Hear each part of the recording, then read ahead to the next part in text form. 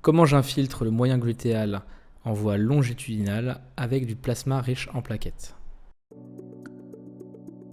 La patiente a été infiltrée à plusieurs reprises avec un corticoïde dans le cadre d'une tendinopathie du moyen glutéal chronique avec une perte d'efficacité au long cours et un risque de rupture secondaire aux injections répétées. On décide alors de réaliser une injection de plasma riche en plaquettes, initialement dans la bourse trochantérienne superficielle, puis dans le même temps en peignage dans le tendon. Je réalise la coupe de référence de la lame latérale du moyen glutéal.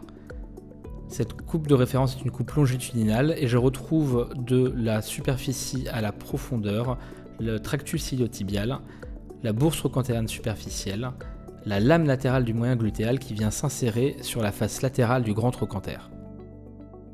Vous pouvez apprécier ces structures sur la coupe échographique à l'écran.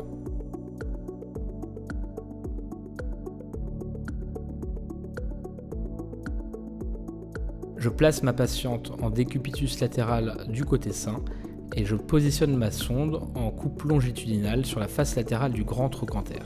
Dans un premier temps, je vais injecter le plasma riche en plaquettes dans la bourse trochantérienne superficielle, entre le tendon de la lame latérale du moyen glutéal et le tractus iliotibial. On voit lors de l'injection de la bourse les structures se séparer.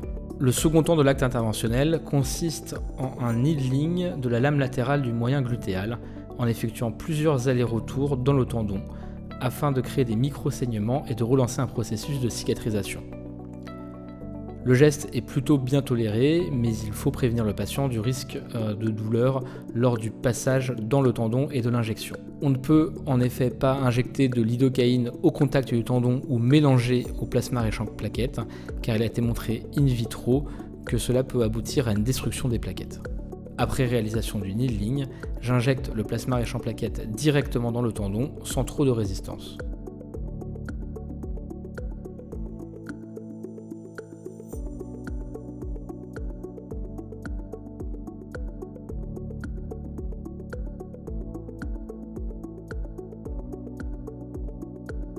Les suites sont simples, mais il faut prévenir le patient du risque d'une recrudescence douloureuse dans les 2 jours, voire jusqu'à 1 semaine après le geste.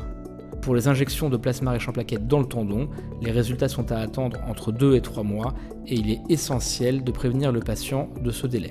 Il est souvent nécessaire de réaliser 2 injections séparées de 2 à 4 semaines et je fais personnellement reprendre la rééducation au patient 1 semaine après la seconde injection. Cette rééducation consiste en un protocole de Stanish progressif lors de 15 séances et une reprise progressive des activités de la vie quotidienne puis des activités physiques.